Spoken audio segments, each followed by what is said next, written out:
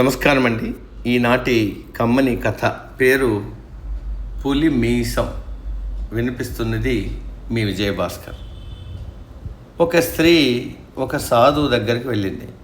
స్వామి, నా కొడుకు నా మాట అస్సలు వినడం లేదు. తిట్టినా కొట్టినా ఎదురు తిరుగుతున్నాడు. నా మాట వినడానికి ఏదైనా మందుంటే ఇవ్వండి అని వేడుకుంది. సాధువు కాసేపు ఆలోచించి, అమ్మా, దీనికి ఒక మందు ఉంది, కానీ ఒకటే సమస్య. అది తయారు చేయడానికి పులిమీసం కావాలి, తేగలవా అన్నాడు. దానికి ఆమె, నా కొడుకు బాగు కావడం కన్నా నాకు ఏది ముఖ్యం కాదు, ఎలాగైనా సరే తెస్తానంది. అడవిలో పులి కోసం వెతుక్కుంటూ అది తిరిగే చోటుకు చేరుకుంది.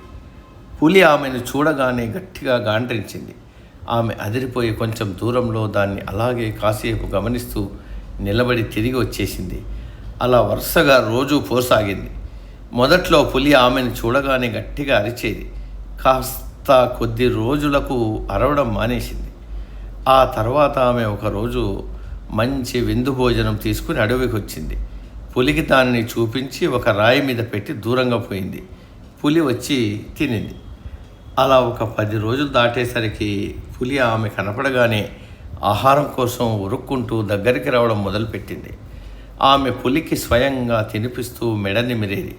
కొద్ది రోజులకు పులి ఆమెకు బాగా అలవాటు అయిపోయింది.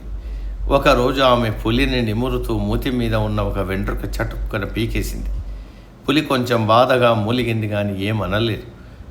తరువాత రోజు పులి మీసం తీసుకుని పోయి సాధువుకి ఇచ్చింది. సాధువు జరిగిందంతా తెలుసుకుని, అమ్మా, పులినే లొంగ తీసుకున్న మీకు కొడుకును లొంగ తీసుకోవడం ఎంతసేపు? ప్రేమగా మంచి మాటలతో ఓర్పును చూపిస్తూ పులిని దారికి ఎలా తెచ్చుకున్నావో అలాగే నీ కొడుకును కూడా తెచ్చుకో. తిట్టడం కొట్టడం వల్ల ఈ లోకంలో ఎవ్వరూ మారరు అని చెప్పాడు. సత్యాన్ని అర్థం చేసుకున్న ఆమె సాధువు కాళ్ళకు మొక్కి ఇంటికి బయలుదేరింది. సమాప్తం.